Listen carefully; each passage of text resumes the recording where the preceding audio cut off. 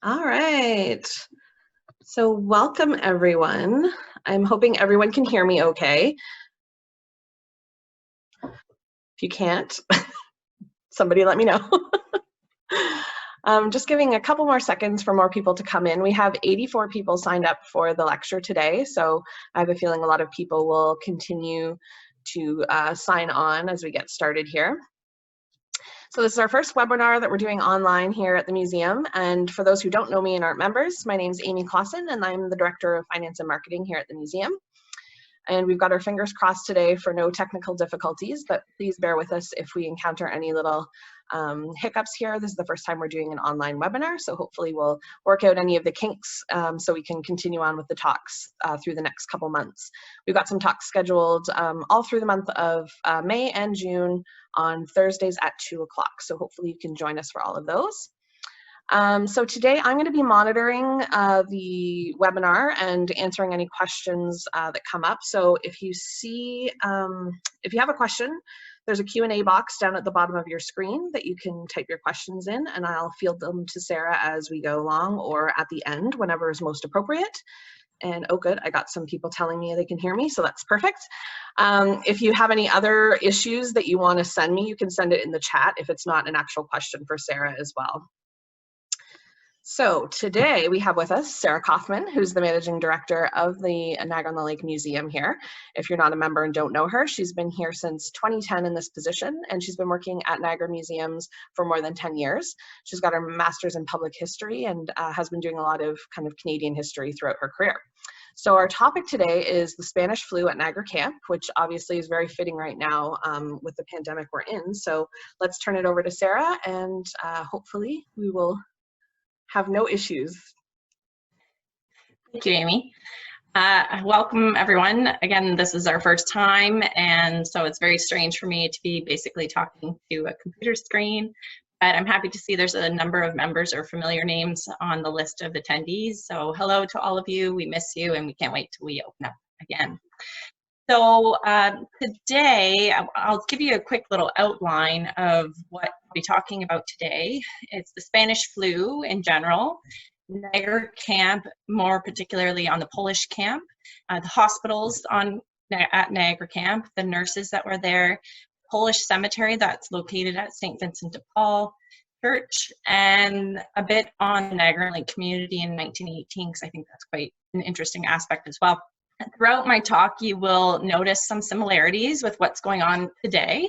I haven't pointed it out blatantly for you. I think as we go through, you'll just sort of do that, you know what that's like moment.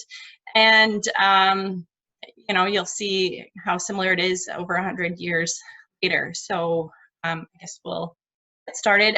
And I did do this talk about 2 years ago, so it's been a while since I've done this talk. We did it for our Polish exhibition. So I did update it a little bit though. So the influenza, more commonly known as the flu, is not an unknown illness. And the next few slides that you'll see here are actually just general posters or advertisements, newspaper ads and such about the Spanish influenza from the time period. So they're not necessarily Niagara-on-the-Lake related, but just I thought would be of interest for you. Several are hit with a strain of the flu every year.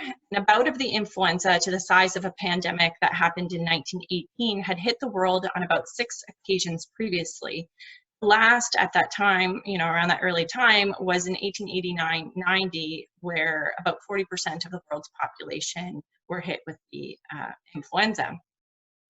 The disease was most likely more difficult to track back then. Communication was poor. The influenza had varying degrees of symptoms that could have been called a variety of different things. Additionally, illnesses were not tracked as well as they are today. Unfortunately, the 1918 strain did have a higher mortality rate, and historians quoted about 1% who contracted the disease died from it. Another unique aspect of the 1918 flu was that healthy individuals, not just the elderly or the young, were touched by the illness. They were the victims. Symptoms range from mild to acute.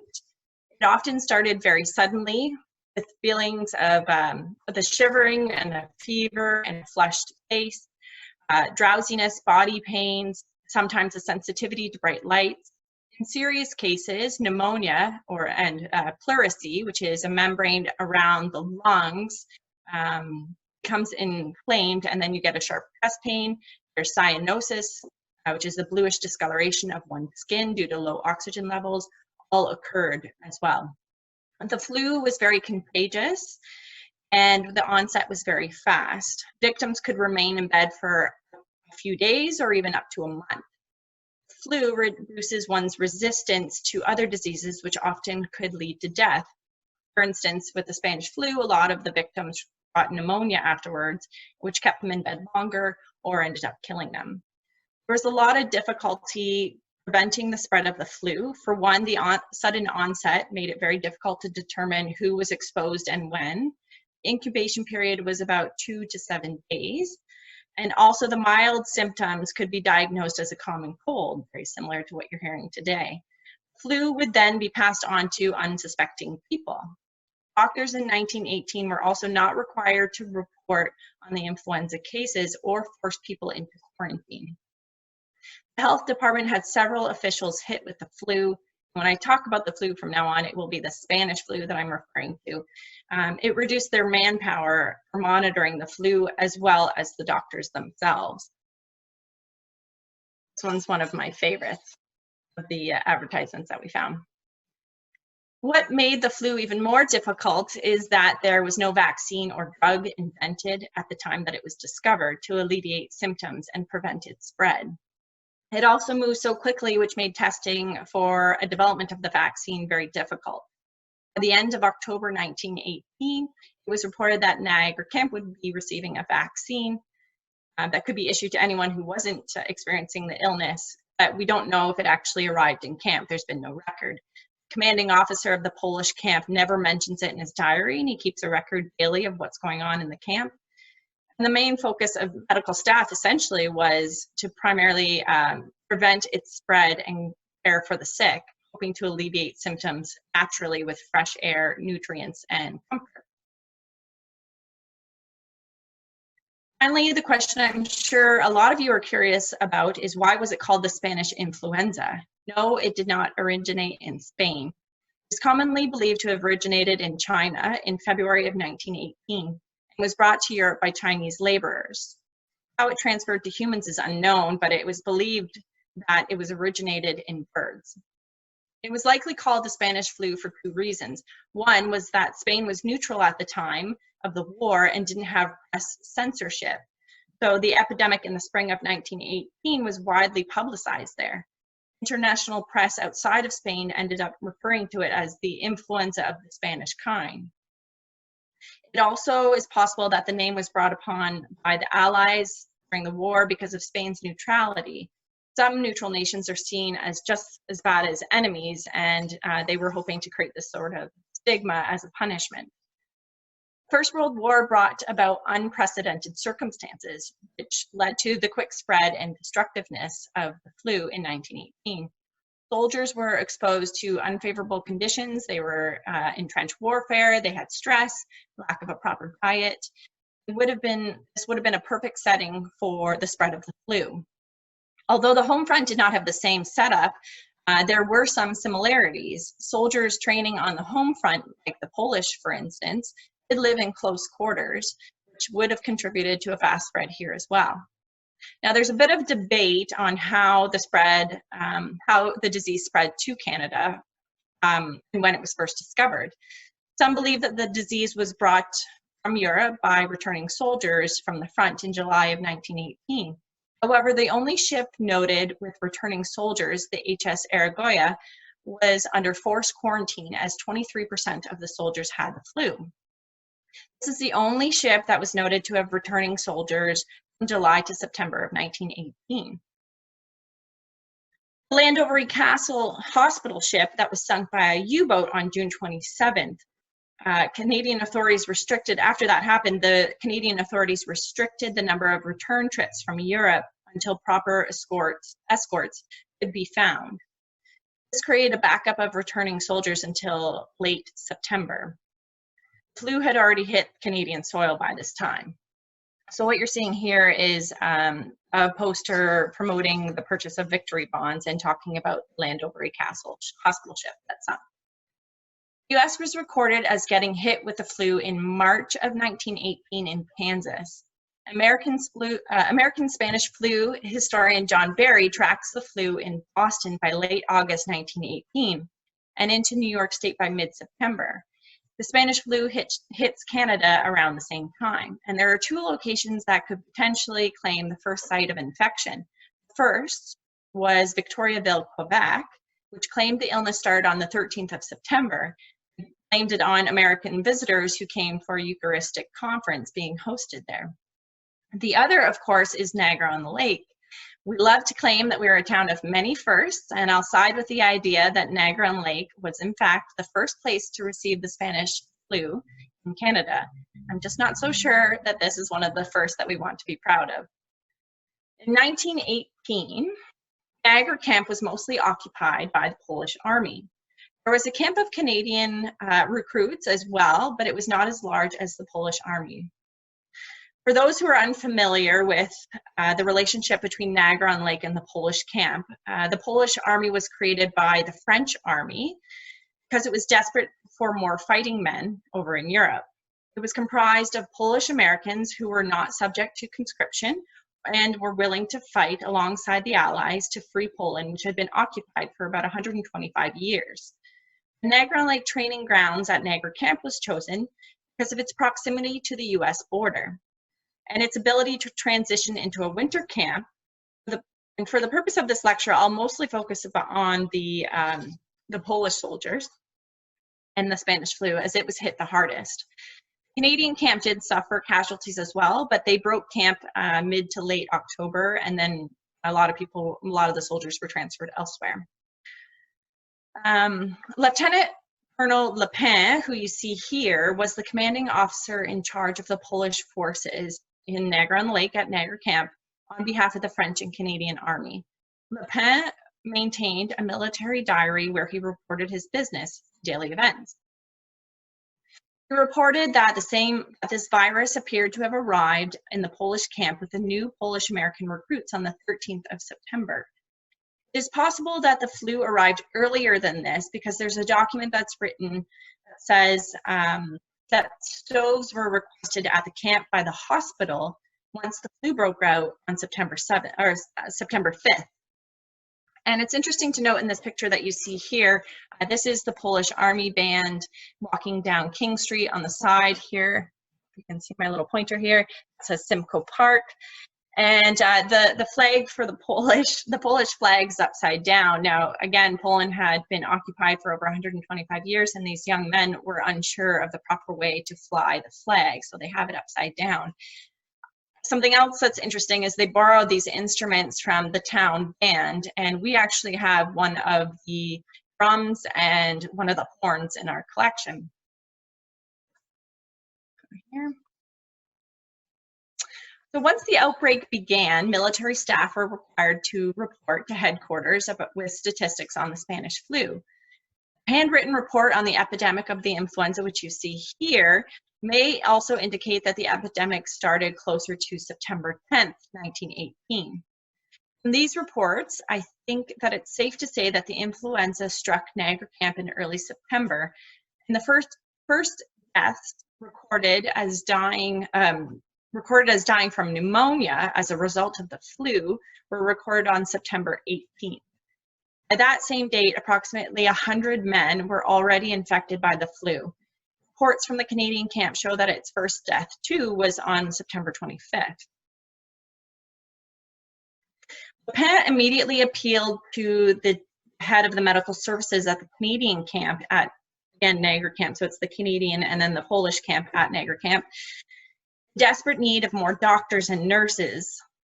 This chief medical officer named Morrison agrees to the request and instructs Le Pen to completely put the camp under quarantine. All tent floors, which are wooden at the time, must be taken out and scrubbed. So in this picture, you see a Polish soldier standing in front of one of the bell tents, and you'll see the wooden floors down at the bottom here. And back here are the barracks, which we'll talk about a little bit later on, that were built for the Polish soldiers behind. But a lot of the soldiers ended up living in the tents for a majority of the time. All men sleeping in the tents were required to sleep with the tent door open. Those in the barracks were confined there. Polish soldiers were also restricted from entering the town of Niagara-on-the-Lake. Military officers were given permission by Le Pen to do whatever was necessary to make sure that these rules were followed. It seemed, however, that some people were given exceptions, such as Le Pen's his second in command, who was permitted to leave for 10 days when all of this was unfolding. And Le Pen's own family was allowed to come back and forth to the camp and into the town of Niagara-on-the-Lake. Despite the restrictions on heading into town, Major Morrison, again the lead medical officer, allowed Le Pen to use the O'Neill canning factory on Melville Street in town here to house the new recruits. This building would be considered part of the community and against camp quarantine of anyone going outside of the Niagara Camp area. But this area of town is not heavily populated and was not a popular place for locals to visit at the time. New recruits were continuously coming into camp, and Le Pen, despite this being a very trying period, did not discourage recruitment, the recruitment campaign. He saw it as a possible blow to the development and recruitment of the Polish army in America and allowed the infected men to continue arriving. When the flu broke out, all men were examined carefully. Anyone found to have symptoms were segregated. However, it was later found that some of the men who started to feel ill were not reporting to their medical officers. Consequently, to combat the spread of the flu, temperature parades were held to detect early symptoms. So they checked your face to see if you're flushed, coughing, or a temperature over 99 degrees. And anyone suspected of having been infected was sent to the hospital. These temperature parades would be arranged twice a day, one in the morning and one in the afternoon. So what you see here is a clinical chart of Norm MacLeod. He was actually a Canadian. He was in the Canadian hospital and came in on the 19th. And this is their tracking of his temperature. So he comes in with over 103. And then you see actually his highest just before, unfortunately, he dies on the 25th, just before he's up to 106.5 for a temperature, extremely high. And unfortunately dies on the 25th. All passes to leave camp were canceled, but again, there were exceptions. A pass is already issued. Anyone who went out would have to go into segregation right away, and visitors were also restricted. The town of Niagara-on-the-Lake, the YMCA's steamboats, the railways, anything leaving the town of Niagara-on-the-Lake were also strictly out of bounds for soldiers. Concerts, sporting games, and leisurely activities that were once treasured by the soldiers were all banned, and religious services were conducted in the open. Chaplains were also visiting hospitals daily to visit, to offer last rites and to tend to the spiritual needs of the sick. Consequently, some, such as Father Mikulski, senior chaplain, was also hit with the flu. So as you see here, they're setting up for an open air mass at Niagara Camp. Go to the next one here. And you see they didn't do any physical distancing at the time, but all the masses were open in open air. By September 22nd, just over a week from the supposed start date of the influenza at camp, Le Pen seems to be nearing his wit's end. When officials from Fort Niagara request permission to make observations in the hospital and get specimens, he agrees, quote unquote, with pleasure. He writes, and I quote, "At a time such as this, I would accept assistance from God, man, or the devil." Quote unquote. He is clearly frustrated at medical authorities who are telling him that they consider the situation to be okay and fine, and he doesn't seem to agree, of course, because more men are getting sick or dying. So at this time, which is right about here, there's approximately 150 men in the hospital with the flu, and at least 3 men had died. Although his military diary is very brief, it's clear that he has a growing frustration with the chief medical officer at Canadian Camp. Lepin is requesting for more assistance every day, and he isn't getting what he needs. He requests more nurses, and to his annoyance, he gets only 2 from the Canadian Camp in the afternoon. But that he states to Morrison, I quote, "I will defend the expenditure of any amount of money, that neither you nor I can defend a shortage of medical assistance or supplies at this time," end quote. The outbreak is now, and the help is needed immediately. When supplies were frustratingly slow to arrive, he reaches out to the community for help. One record indicates he required items such as milk and whiskey from the local businesses. Lepin continuously expresses his support for the medical personnel and the excellent work that they do. One nursing sister by the name of Mallory even appeals to the head medical officer in front of Lepin about the shortage of nursing sisters. Her case must have been really strong, perhaps embarrassing to the chief medical officer, as he stated afterwards that he would remove her from her duties as a result of her complaint. Lepin, familiar with Mallory's tireless work with the sick, defends her employment, and she's forced to be not be fired. At this point, Polish Camp Hospital has about 6 doctors and 9 nurses with approximately 160 men. So again, we're right here, way before there is a peak later on in October, early October. So that's 6 doctors and 9 nurses with approximately 160 men in hospital. That's 26 patients to 1 doctor, or 10 patients for each medical staff person. The chief medical officer, Morrison, was eventually replaced by another person named Greenway by the end of September. Greenway's initial assessment states the current setup of the camp is okay. There is a debate amongst the medical staff at this point on whether to move the hospital into a building rather than have tents as they're originally set up. So this is what you see here is the Polish hospital setup.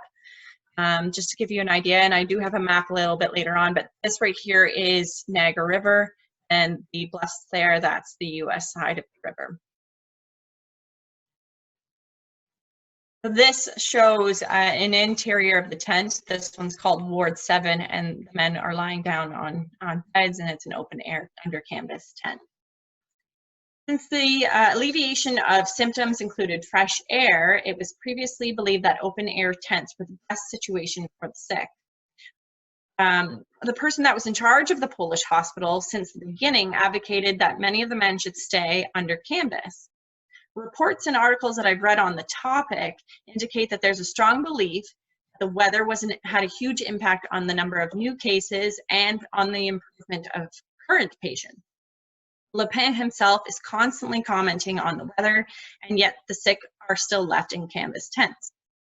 The real reason, I suspect, is that they simply didn't want to, at the time, use the barracks or build a new building quickly.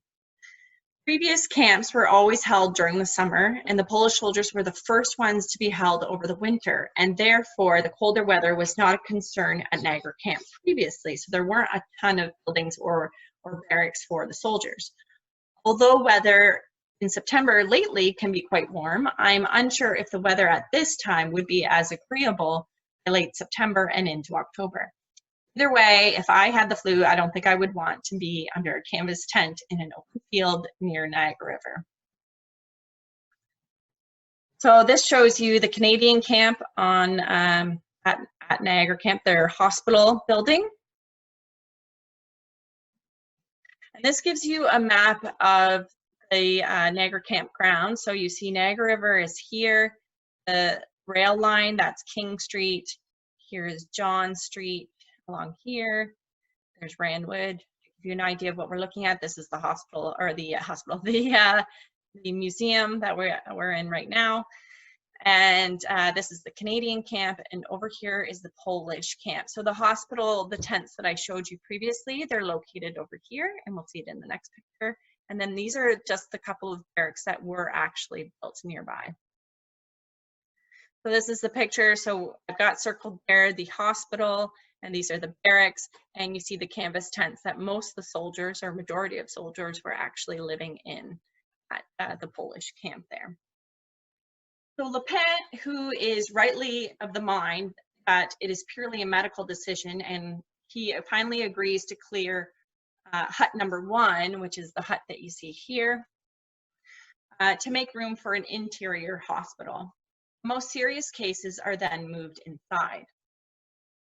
The head of the medical department now also stresses to all nursing sisters and medical officers that the flu can easily be spread through coughing, that they should be wearing gauze masks of a thickness of at least 4 and over the nose and your mouth.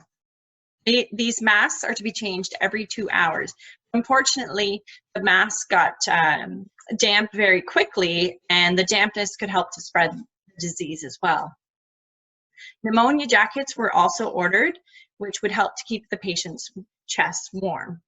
I previously mentioned that a vaccine was supposedly on its way, but we don't have any record whether it actually arrived in Niagara-on-the-Lake.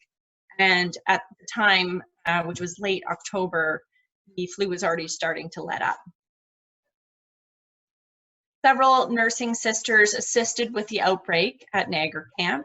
The Canadian Red Cross nurses served in the camp's hospital and worked tirelessly with local women volunteers during the flu pandemic.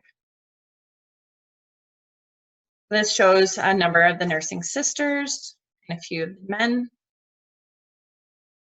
This is a picture of a few local women that helped out. You'll recognize some of the names: Kate McIntyre, Coyne name, the Harrison name. These are all Niagara-on-the-Lake common names. A number of the Polish White Cross nurses also arrived in camp from New York State in early October to assist with the flu. This influx allowed some of the Canadian nurses to return to the duty at the Canadian Camp Hospital, which was increasing in cases at the time. This is early October, of course.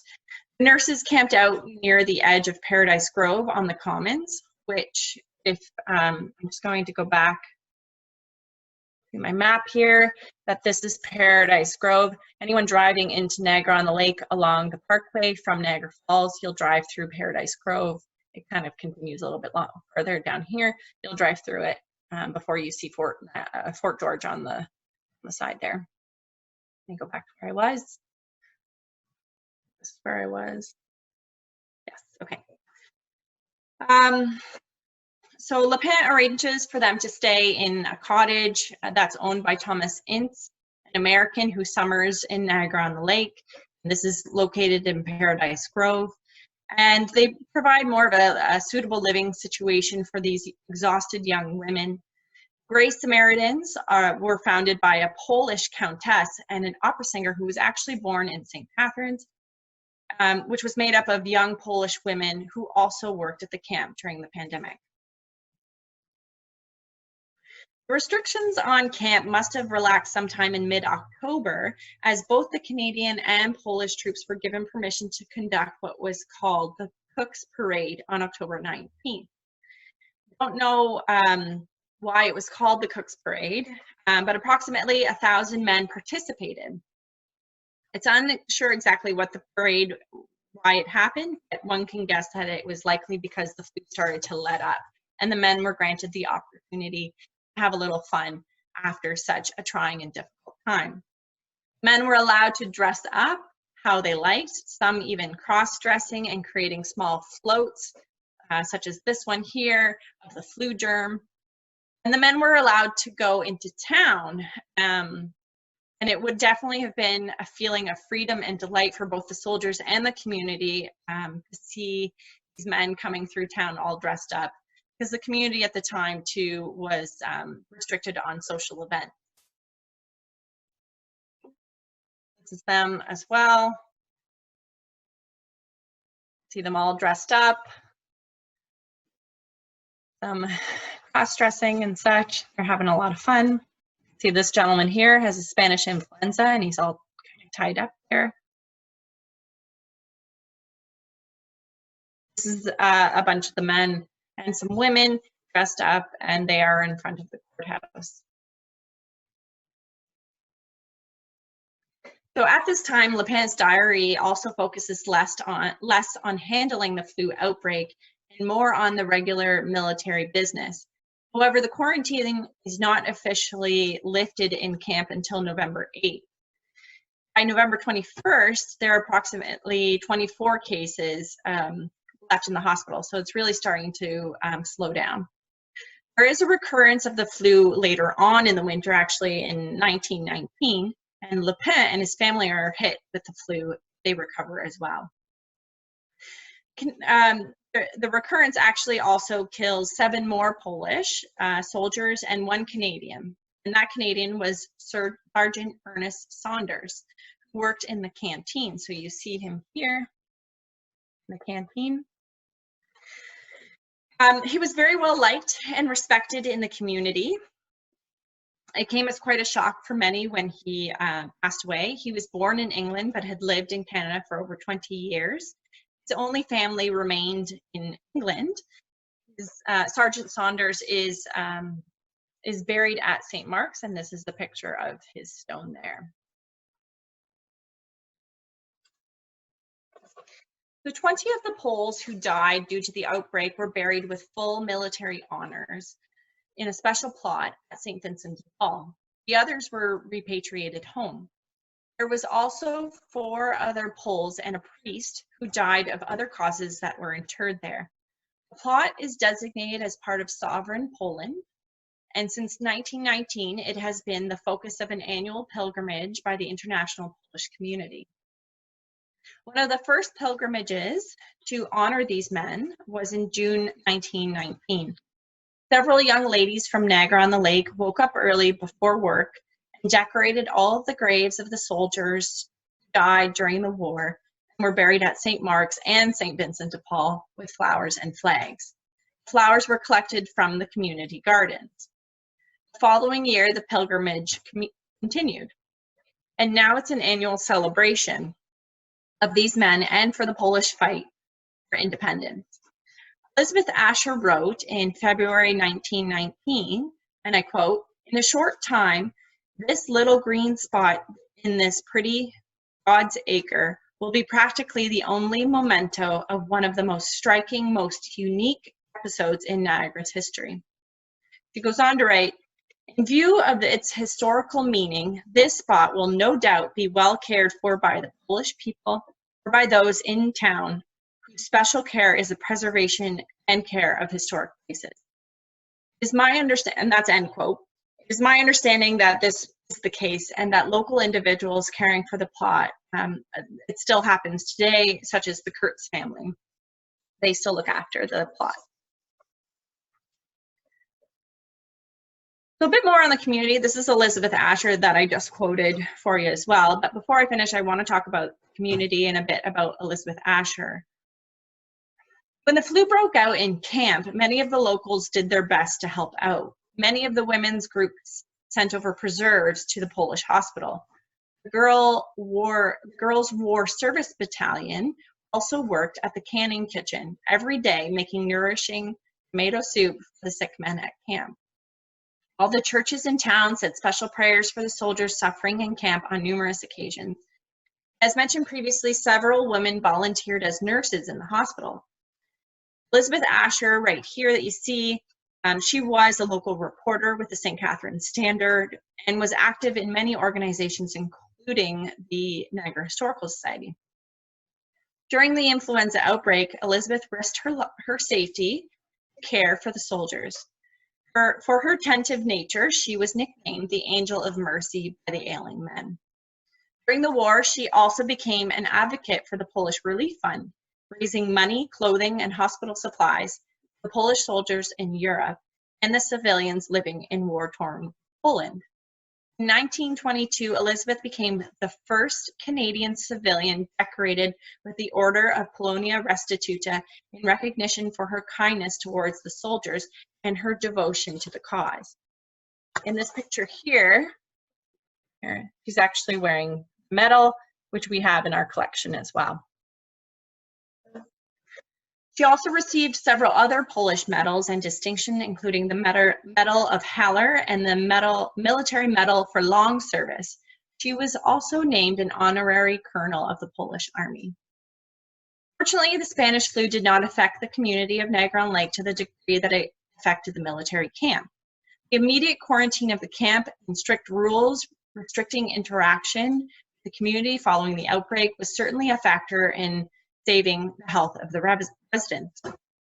On October 14th, 1918, the local Board of Health, which was previously established in the 1840s due to an influx of Irish immigrants to Niagara-on-the-Lake, restricted all social engagements.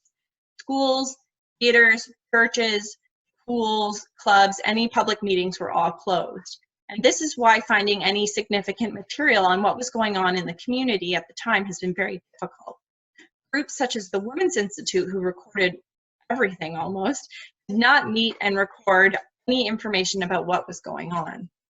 Anyone looking for information on the community would have to go through the detailed articles by Elizabeth Asher in the St. Catharines Standard microfilm, the St. Catharines Library. These restrictions stayed in place until November 7th. This is why our museum is pushing for community members to record their COVID-19 experiences.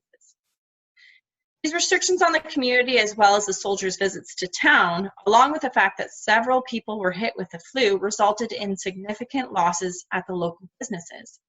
In an attempt to limit the spread of contagion, to allow people time to volunteer for flu work, or to remove any temptations that might lure the sick from their beds, Canadian health authorities in general restricted the hours of businesses and stores. Those businesses considered unnecessary to human existence were closed. It wasn't until October 31st that one of the first group of Polish soldiers who were leaving for France that week were allowed to come into town and purchase goods from any of the local merchants. Some citizens, believing they were not affected, refused quarantine. The very ill went to hospital, while the moderate could be cared for at home. Niagara-on-the-Lake did not have a proper hospital at the time. What was called an emergency hospital was opened at a private residence owned by an American named William Gray of Connecticut. The house at 83 Gage Street, you see here, was likely a summer residence for his family, and since they moved to England, it was left empty for several months. With the owner's permission, it was used during the Spanish flu. Dr. Rigg would have been one of the doctors in attendance, but unfortunately, the hospital staff would have been at a minimum, of course, because several of them had gone over to the front. Following the war, each community received a certain amount of funding from the leftover fundraising efforts of the Victory Bond. There's a lot of debate about what the community should do with this money. There was obviously a very strong case after the Spanish flu for a new hospital for the community. And to many communities in Canada, the need for a proper hospital was important. It was obvious to many Canadians that the state of health services in Canada was in need of serious upgrades. There was criticism that there was a lack of coordination of current facilities. Throughout the crisis, there was no organization competent to handle the problem on a national scale. Unfortunately, or fortunately, however you look at it, the funding ended up going towards a memorial clock tower or cenotaph on Queen Street, which commemorated the men from Niagara-on-the-Lake who died in the war. The hospital was likely maintained in the Gray home for a while until Dr. Anderson offered his home as a hospital later, known as the Cottage Hospital in 1920. And this is an older image, but the building still stands today on Queen Street. Although the Spanish flu was only present in Niagara-on-the-Lake for approximately 6 months, it had significant impact on our community and Niagara Camp. In comparison of other military hospitals, the Polish camp was the third highest for cases and the second highest for deaths. So it really had quite an impact on Niagara Camp and in Niagara-on-the-Lake in general. And before I finish, I wanted to just mention, because I've mentioned it previously, part of the issue of studying the Spanish flu in Niagara-on-the-Lake in terms of the community is that there's a lack of community sources about how the Spanish flu had affected the individuals or the children that were living here. And so that is why we have asked our community, residents, businesses, anyone to document any way possible, if you want, like writing down journals about your experiences, or perhaps, you know, collecting signage that was created by you or children, or business signage as well, or a mask that you created, that you were creating for other residents in town, because these could be amazing artifacts, you know, in the future for curators or historians in our community. Please consider being a part of Niagara-on-the-Lake's story so that future historians know what happened here during COVID. You may think that it's insignificant. 100 years from now, that will not be the case. Thank you very much.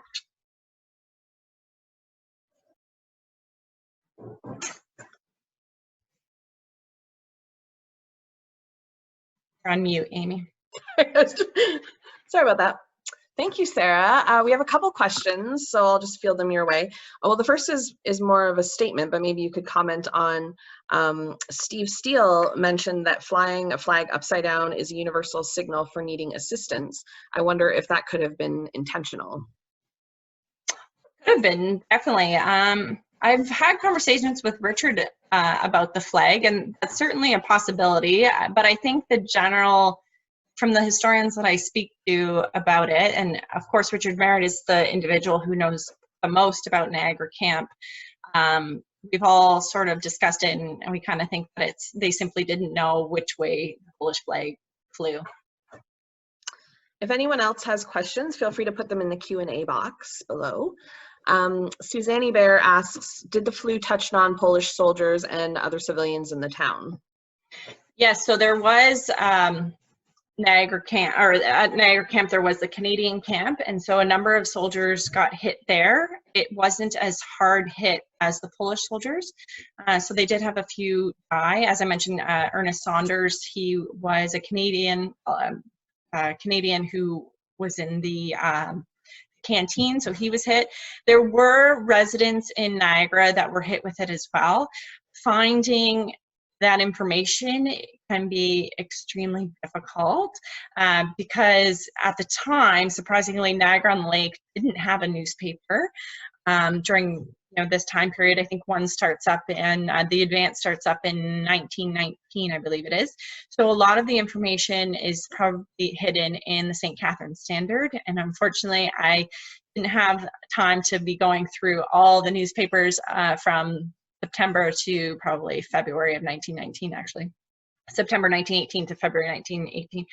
But from the research that I did do, I did find a couple of names came up as, residents did die from Spanish influenza. Great. All right, I'm not seeing any other questions. If people do have other questions that they think about after, you can definitely feel free to email them to us, contact@nhsm.ca, and Sarah will get back to you. Thanks for joining us today. We made it through our first webinar. If you want to learn more about Niagara Camp, there's 2 great books written by Dr. Richard Merritt, On Common Ground and Training for Armageddon. Both are really great resources for not just information about the Spanish flu and the Polish soldiers, but Niagara Camp and the Commons in general. Our next webinar is next Thursday, May 14th at 2 p.m. We have Tony Chisholm presenting Marathon Swimmers on Lake Ontario. And this was supposed to be part of our All Along the Waterfront lecture series for this year that we've kind of had to postpone. Tony will reschedule the lecture live in person later on as well. So we will redo that lecture, but we're going to try it online as well for people who want to engage that way. And if you aren't a member and haven't got the link yet for that lecture, it will be on our social media on Monday. You can follow us on Instagram, Twitter, and Facebook at NOTL Museum, and we'll be posting that information for you on Monday. Again, our lectures are going to continue through May and June every Thursday at 2 p.m., so keep watching for links to register for those talks, and I hope you all have a great day. Thank you.